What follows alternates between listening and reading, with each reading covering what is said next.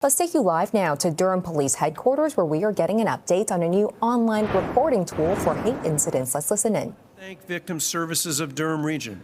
This program would not be possible without their expertise, strong foundation, highly trained staff, and we are grateful for their partnership. I would also like to extend a sincere thank you to the region's diversity, equity, and inclusion team. They believe in this work from the very beginning, and their dedication and collaboration and research-based approach has shaped this program into what it is today. I also want to thank our CAO, Elaine Baxter-Traher, for her guidance and leadership, and she wished she could be here today, but regional business has unfortunately kept her away. And finally, thank you to everyone here today, from human rights organizations, religious organizations, community agencies, local institutions, and our friends at DRPS.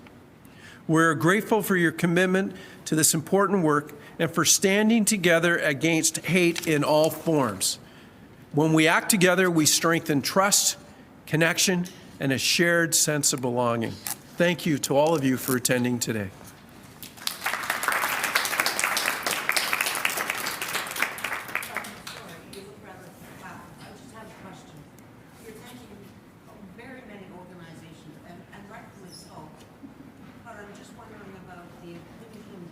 Of the people with lived experience, the people who are experiencing it, the people who are on the street experiencing the hate.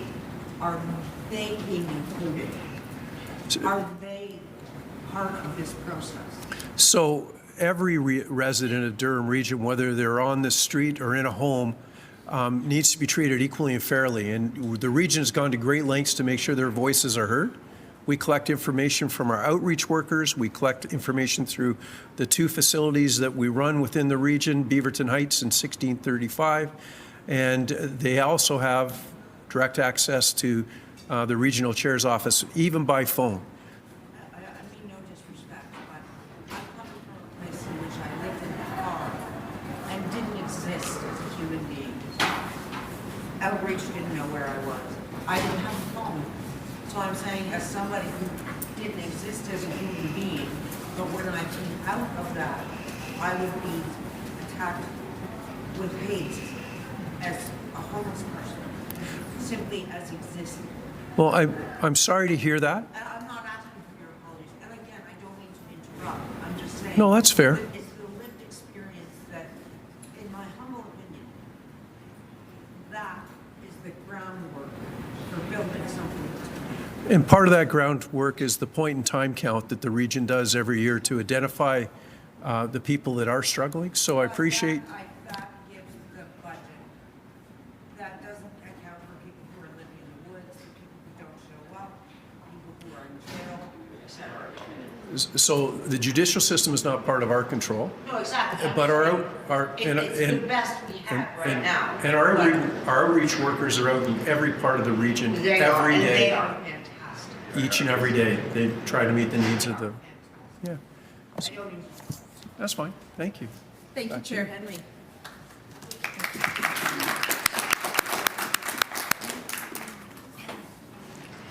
To the person who just spoke, I can share that the project team would love to hear from you.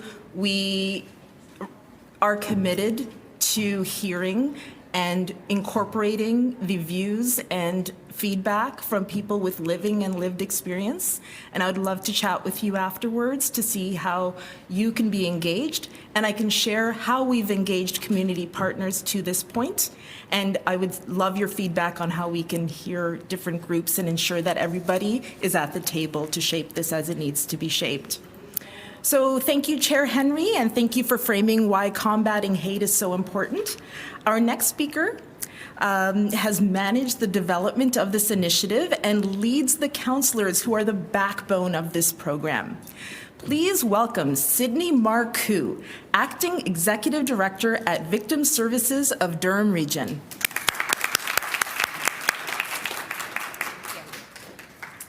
Thank you, everyone, and thank you so much for being here with us this afternoon. As mentioned, my name is Sydney Marcoux, and I am the Acting Executive Director of Victim Services of Durham Region. For those who are unfamiliar, Victim Services provides trauma-informed care to anybody who's been a victim of crime or tragic circumstance within Durham Region. And it is my honor to stand here today as our shared commitment to building a safer, more inclusive Durham Region where hate has no place and every resident feels seen, supported, and safe. Over the past year, and I'm sure you'll hear this afternoon, we have seen a troubling rise in hate-related activity, including a 77% increase in hate-motivated crimes and incidents. We know that each one of these incidents has a profound human impact on individuals, families, faith communities, and the sense of belonging that should define our region. In response, on building on the anti-hate framework that was already in motion, the Durham Region has partnered with us at Victim Services to create the community-based hate reporting program. This initiative is the result of deep collaboration with human rights groups, religious organizations, and community service providers, and together we have designed a program that strengthens safety, inclusion, but most importantly, access to supports. At the heart of this program is a secure and confidential online reporting mechanism. It provides community members with a trusted way to report hate, whether or not that incident meets the threshold of a criminal offense. Research shows that hate is dramatically underreported in our communities, and often because of barriers such as language, fear of retaliation, or not understanding the idea of what counts as a hate-related crime or hate-related incident. And our goal is to remove those barriers.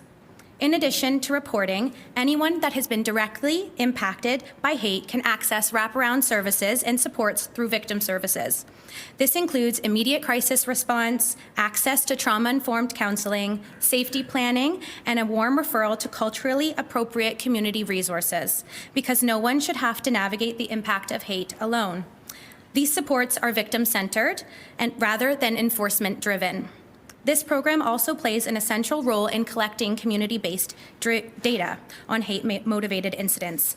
This gives us a much more clear and more accurate understanding of what is happening in our region, and it equips local partners, including law enforcement, municipalities, and service agencies, to respond more effectively and proactively to these events. Importantly, this program complements the work of Durham Regional Police's Hate Crimes Unit by providing an alternative reporting pathway for individuals who are unable to report directly to police. Community-based hate reporting models have already been successful in our province, including regions in Ottawa and Chatham-Kent, and we really appreciate their support as we developed our program here in Durham, and we're excited to bring this model to all of you. As we move forward, our commitment is to continue expanding and strengthening this program, ensuring that all of these supports are accessible, culturally responsive, language inclusive, and shaped by the communities impacted by hate. Our message here today is very simple, that if you've experienced hate, you aren't alone. We're here to support you, and we will continue to work to ensure that every person in this region feels safe and empowered. Thank you. And you have been listening to a press conference from Durham Police Headquarters talking about the launch of a new community-based hate reporting program. This includes a new online hate reporting tool, support for people who are victims of hate crimes. This will be an alternative to those who can't report to police for some kind of reason. And this is also the first kind of its program in the GTA, a joint initiative between the region of Durham and Victim Services.